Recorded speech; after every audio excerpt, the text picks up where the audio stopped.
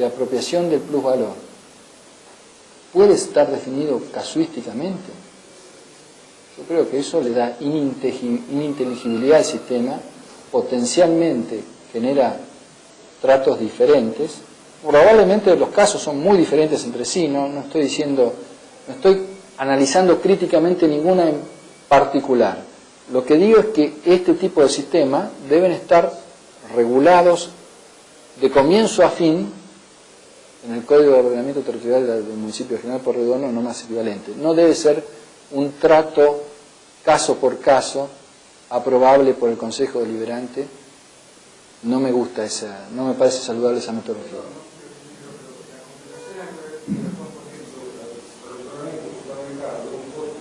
Sí, sí. Y el 0,4 sobre el 40% a 40 cuadras de distancia. Y si eso es una ordenanza, como toda la ley de ordenanza, ¿cómo convalida el organismo contador que impone la ley? El problema es que no convalida porque no le remiten la compensación urbanística. No es que no se remiten normalmente las compensaciones urbanísticas, que yo tenga entendido, ni conozco un caso en que se haya aprobado una compensación urbanística por decreto, ni sería materia de aprobación. Por eso mismo es un intersticio aprovechable para esta especie de ingeniería institucional creativa que se denomina en Mar del Plata compensación urbanística.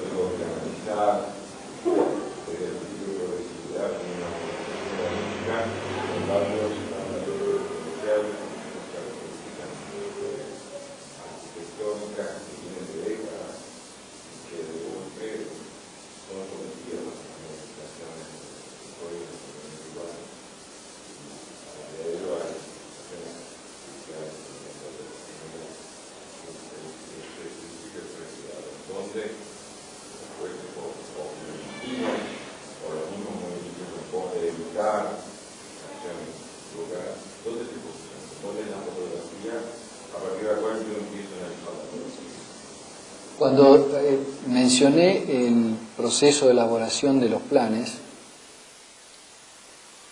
hice referencia a la necesidad de la carga técnica esta, la justificación. Los planes tienen que tener modelos, etcétera, pero podemos hablar de planes generales o planes particulares. Supongamos una reforma a las APH de Buenos Aires, a las áreas de protección histórica, ¿no? San Telmo, etcétera, Balvanera. O un distrito de planificación, digamos, el entorno del distrito de planificación, no recuerdo la denominación, del municipio de Rosario, o el primer anillo central, pero el área, esa área del Paseo del Centenario, de los fundadores, etc., que fue una muy linda experiencia de plan de detalle en Rosario, en la década pasada. Ahí uno puede testear, digamos, pues el universo de evaluación es pequeño, uno puede testear todos los indicadores. Si es un área catalogada, de inmuebles catalogados y perímetros de protección estructural y contextual, etcétera, uno puede establecer el balance en términos de preservación. Si tiene una tasa de densidad X, uno puede medir de densidad poblacional y densidad de redes y factibilidad de servicios, puede medirlo. El caso podrá resolverse en un otro sentido, depende de la documentación asociada a la norma urbanística. Por eso, un test de irracionalidad o de no razonabilidad de la norma o de injustificación puede estar dado por la no previsión de los impactos o los riesgos que en términos de regresividad produce la norma nueva. Lo que quisimos hacer cuando establecimos el estándar es más que afirmar la necesidad del avance o mejora, que es un panorama muy abierto, plural, sujeto a la discusión democrática, establecer una especie de barrera en términos de no regresividad. Por ejemplo, si nosotros nos convenciéramos en algunos distritos que el tamaño parcelario, supongamos que no estuviera sujeto a la ley de uso de suelo ni a la ley del hábitat, y que lo fijaran como en Santa Fe cada municipio. Yo he visto casos, analizando, el año pasado estuvimos analizando muchos casos de Santa Fe, pues me pidieron una opinión así general sobre los proyectos de ley de uso del suelo, y verifiqué que para urbanismo social, por ejemplo en el municipio de Rafaela, se llegó a admitir niveles de ancho parcelario de 5 metros. Supongamos que hay una necesidad acuciante de relocalización o de estímulo a la autoconstrucción y hay escasa tierra, y la norma dice, bueno, no 5, 4,5, no 4,5, 4. Bueno, algún nivel de imposibilidad de la regresividad tiene que haber. Esas cosas tienen que ser medibles. Y si el actor local, institucional, no tiene más alternativas, de hecho, algunos de los test que se fijan en la ley del hábitat es la inexistencia de alternativas también. Que esto se podría, es una carga de justificación, porque el que tiene la primacía y la mayor capacidad de justificación y de reporte técnico es el municipio, el ente público, no se lo vamos a pedir a los particulares que cuestionen. Si existe una verdadera imposibilidad fáctica, digámoslo así, o manifiesta imposibilidad financiera, lo que fuere, o alguna otra condición, digamos, social, cultural, etcétera, que determine inviabilidades, o algún nivel de regresividad, uno tendría que justificar ese tratamiento excepcional y además trabajar con el promedio de, el balance de, es lo que tiene que dar mayor o menor progresividad y que muestra la intersección de la regresividad. Pero para hacer un balance hay que contrastar, la carga es del planificador actual, aunque no haya datos del pasado, porque uno puede medir lo pasado. La carga es del planificador actual. Digamos, la exigencia de no regresividad es un estímulo a la racionalidad técnica de los documentos urbanísticos. Es una exigencia equivalente a la audiencia pública, pero mucho más compleja, digamos, que puede determinar la invalidez, la omisión de la audiencia pública o de documentos en consulta o lo que fuere, o la forma prefijada de participación, es como la violación a la audiencia al debido proceso en el acto administrativo de alcance particular. Esto es muy claramente discernible cuándo existe la omisión o no. Cuándo es regresividad o no es cualitativamente más complejo, pero el hecho de imponerlo supone imponerle una tarea necesaria al planificador local.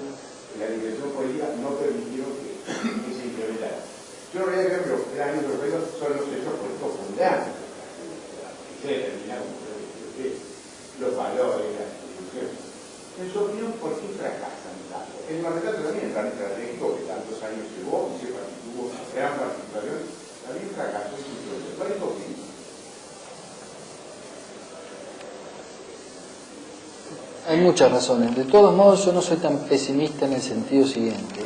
Hoy estamos hablando de esto, hay muchas experiencias, hay muchos proyectos, el tema está apareciendo un poquito más en la superficie que cuando por lo menos yo empecé a transitar como alternativa al derecho administrativo duro, digamos, del contencioso, de la obra pública, de los servicios públicos, y me interesé hace más de 20 años, 25 años por estos temas. La información era inaccesible, se hablaba de esto con términos casi amateur técnicamente, y hoy veo que en distintos lados hay experiencias aprovechables y hay intentos de regulación ahora en Santa Fe, con una ley bastante modesta, pero que intenta. Está la ley del hábitat, que puede ser discutible, no tiene buen perfil técnico, pero es un buen documento por los valores que trata de interpretar.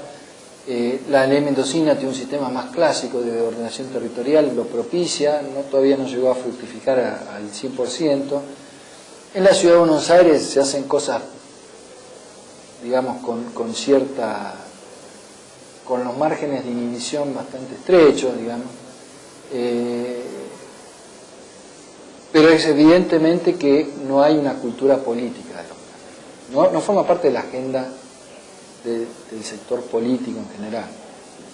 ¿Y esto por qué razones? La verdad, no tengo una respuesta clara.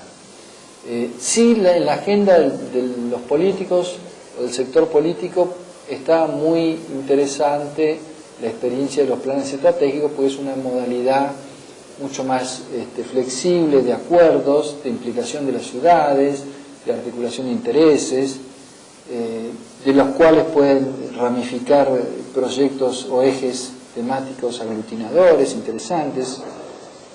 Esto está muy bien, pero no opera en el mundo, digamos, del detalle regulador que necesita para mí esta materia. No detalle en el sentido de norma asfixiante, inhibitoria del progreso, de las transformaciones, de la movilidad, etcétera, de los cambios de tecnología, no, pero no existen consolidadas entre nosotros instituciones elementales que garanticen transparencia, poder local, discusión democrática, de temas básicos. No existe lo básico entre nosotros, pero se está hablando de lo básico. Y hay normas, que es un principio, digamos, un principio de tratamiento del problema. Pero las razones finales, yo no tengo ninguna especulación, no sé por qué. Creo que también un problema de las universidades. Las universidades tampoco pusieron en agenda muy fuertemente estos temas. Es más, en muchos casos estos temas le hubiesen beneficiado mucho a los desarrolladores económicos para presentar mejor sus proyectos. De hecho, algunos seguramente hacen sus pequeños master plan de implantación y demás, ponderando variables ambientales, energéticas, etcétera, digamos, ¿no?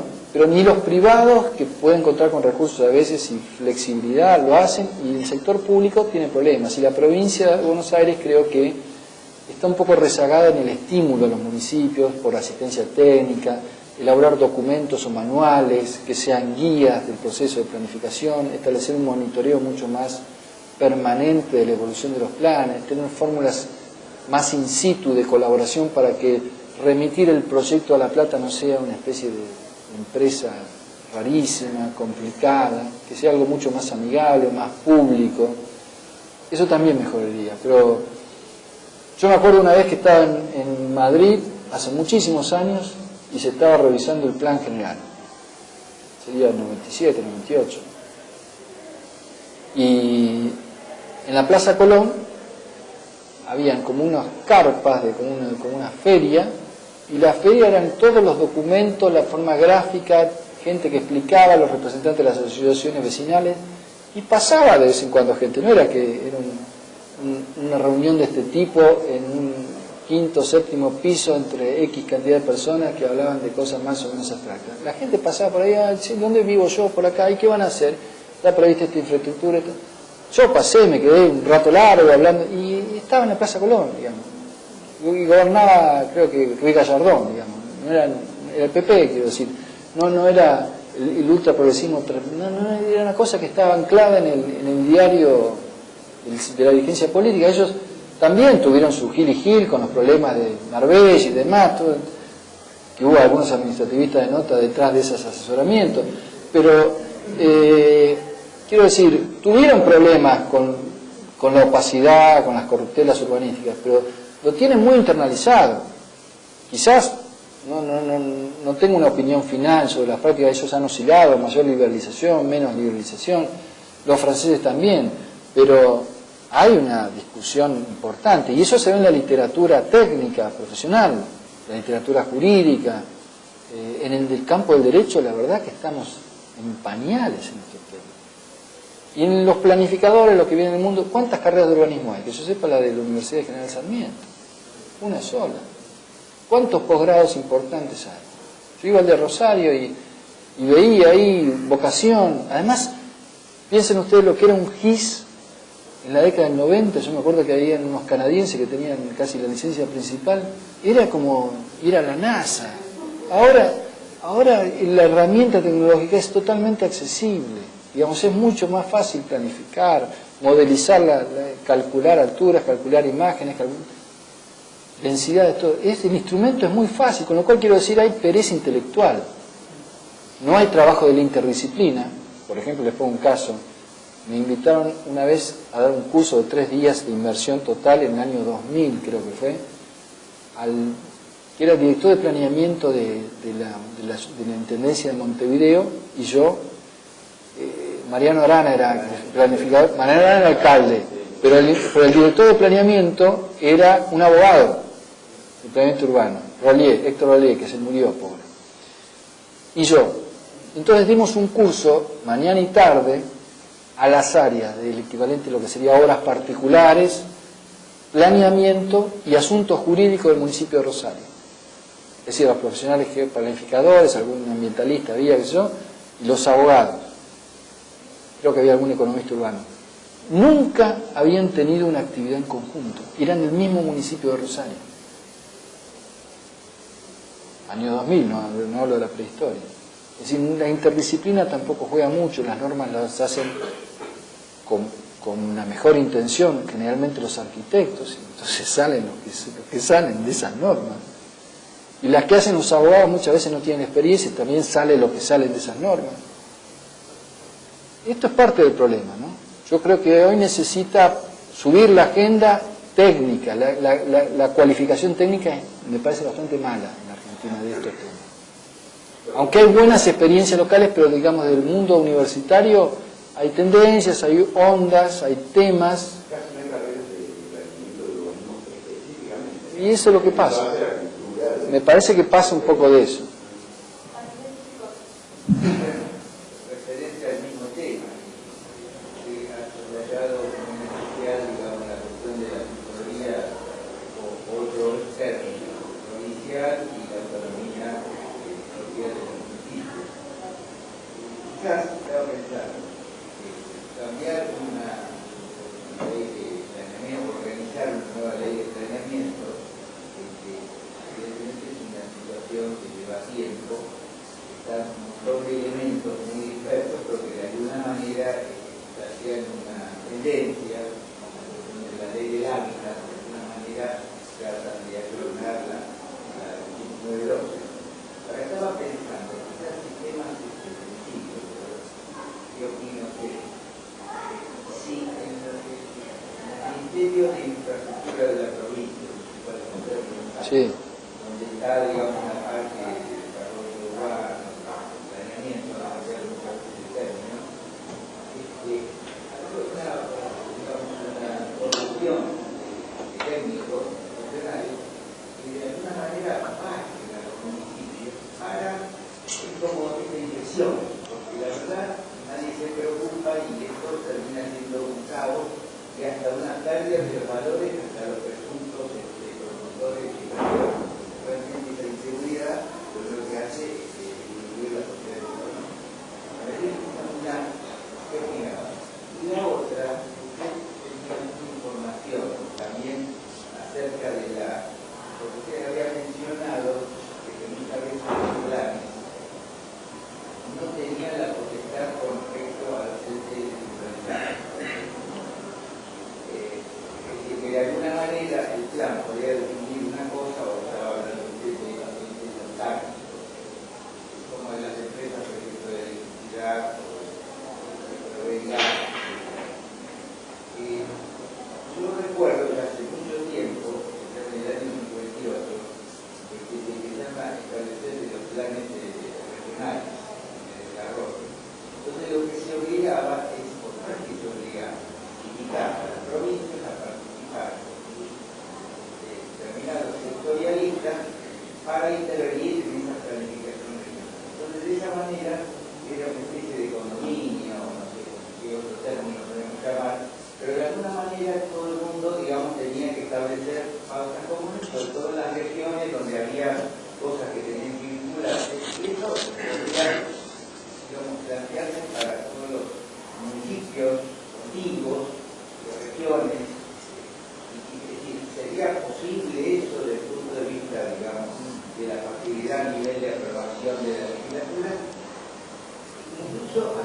facilitarían el trabajo eventualmente judicial.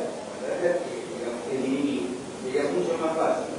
Digamos, que tiene que juzgar eso, tengan un poquito más que elaborar, no de alguna manera lo plantea muy crudo.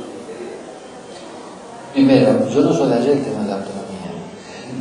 Yo lo que creí haber dicho es que hoy día el sistema del 83, para testear, hacer un escrutinio de constitucionalidad del artículo 83, es decir, el régimen de autorización o aprobación de las ordenanzas, el patrón de comparación es una norma de reenvío. El 123 no es una norma de contenidos claros per se, sino es una norma que establece un mandato al constituyente provincial para que garantice la autonomía en esos aspectos y defina el grado y alcance de las autonomías. Con lo que es un mandato bastante abierto. Ahora, como desde la existencia, desde el envío de ese mandato, al día de hoy, pasaron 2 décadas, y alguna fuerza normativa hay que asignarle a ese mandato. Pero ante la imposibilidad de que ese mandato prefigure per se de cabo a rabo un modelo autonómico, aplicable cualquiera sea el territorio, hay que identificar un núcleo mínimo reconocible de lo que sea autonomía. Esa es la tarea delicada del intérprete al día de hoy en los casos de la provincia de Buenos Aires, Santa Fe y Mendoza. También dije que un sistema de alguna modalidad de intervención supralocal respecto de los planes locales no es necesariamente incompatible con la salvaguarda de las autonomías municipales, entre otros motivos por la racionalidad propia de la fase de la programación territorial, y segundo término porque así funciona en países de nuestro entorno cultural afín, en el plano jurídico, que consagran la autonomía, por un lado. Respecto de los entes, yo lo que dije no es un problema de los entes autárquicos o descentralizados. Lo que dije es que a veces se interpreta por parte de cualquier agencia estatal ajena al municipio, provincial, sea administración central o descentralizada bajo cualquier forma, o sea en el orden nacional, que sus infraestructuras, sus equipamientos están dispensados de la sujeción a las determinaciones locales. Y creo yo que el principio de isonomía o vinculación universal de las potestades y derechos al plan general, digamos, el plan de ordenamiento, el plan regulador, como se quiera denominar, el plan base del municipio, impone esa sujeción, cualquiera sea la titularidad. Por supuesto que la norma urbanística tiene un alcance cualitativamente diverso en el ámbito público, sobre todo en los establecimientos de utilidad nacional, porque juega el estándar de la no interferencia, que establece el artículo 75, inciso 30.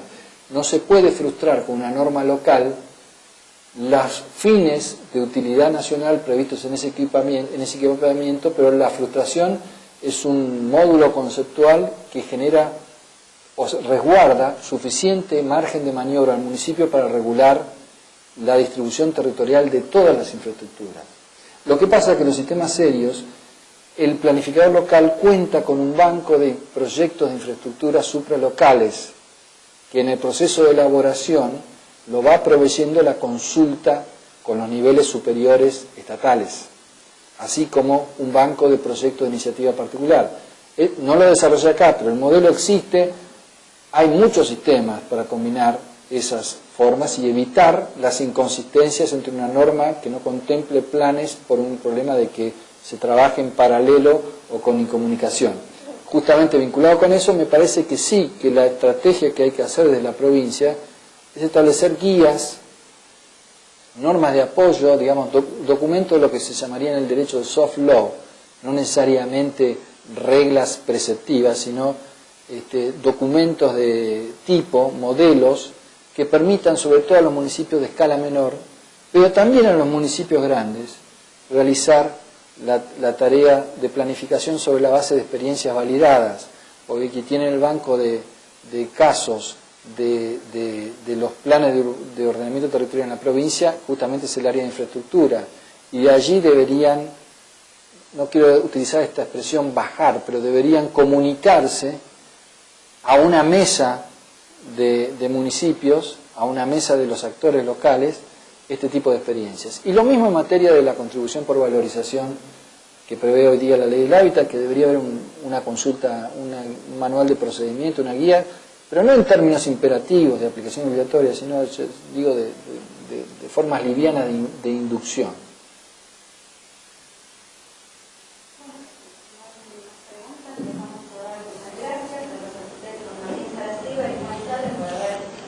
La primera parte de este taller sobre el Estado y la gestión territorial, abordando las experiencias normativas locales de los municipios de Necochea y Pinamar, y por supuesto agradecerle la presencia del doctor Soria por la disertación sobre aspectos jurídicos de la elaboración, aprobación y reforma de los planes y códigos urbanísticos locales. Realmente la vocación de nuestro colegio profesional apunta, como señalaba el doctor Soria, a poder desarrollar espacios de trabajo interdisciplinario que permitan nutrir a partir de los conocimientos de cada una de nuestras actividades profesionales cómo llevar adelante el desarrollo de nuestras ciudades de forma planificada y materialmente sustentable, ¿no es cierto?